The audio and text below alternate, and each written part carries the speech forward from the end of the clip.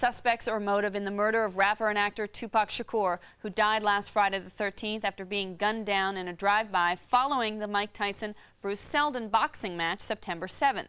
Meanwhile, on Thursday night in Los Angeles, we spoke with Suge Knight, head of Tupac's label Death Row Records, and the man who was driving the car sitting right next to Tupac when he was shot.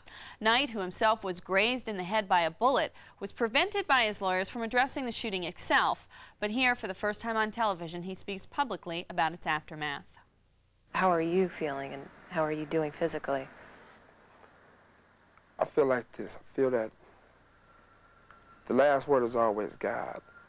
But Pac saved my life. The reason why I say Pac saved my life, I got shot in the head, I got grazed some other places, but I still got the bullet in my head. It's still there. But for as trying to get him to the hospital, didn't make me realize that I was shot. Because usually when you get shot in the head, the first thing the person do is panic. You know, bam, I'm shot in the head, I'm about to die, you know. And once you do that, you can't drive nowhere. My whole thing was, Pac, he was shot. I'm like, you shot? I'm finna get you to the hospital.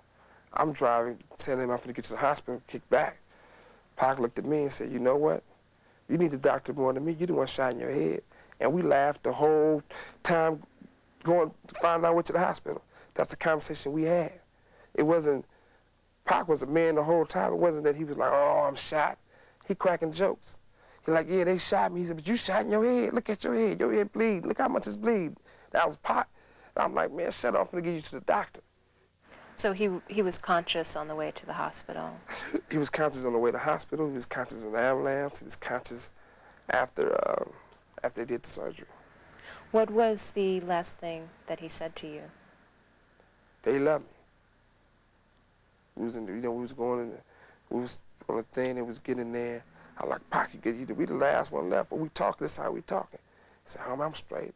I love you, homie, I'm gonna be straight. I love you too. Woo, woo. That's what it was. There was a report earlier this week in the New York Post that Tupac was looking to leave Death Row Records. Mm-hmm. Is that true? You should answer that. You don't take a person like Tupac who, if you listen to every song on All Eyes on Me, every song on Machiavelli, every time he do an interview, what's the first thing he say? Death Row. Tupac loved Death Row. Tupac loved me, I loved him. I mean, Tupac took Death Row to the next level. I mean, we worked hard and we laid the foundation down, and Snoop took the baton, he ran with it, and he did a great job with it. When Tupac got the baton, not only did he win the race, he finished so fast that he was able to sit back and drink some Thug Passion and come up with another plan. I mean, if you'd asked Tupac that question, that was he planning on leaving Death Row, he definitely would have cussed you out.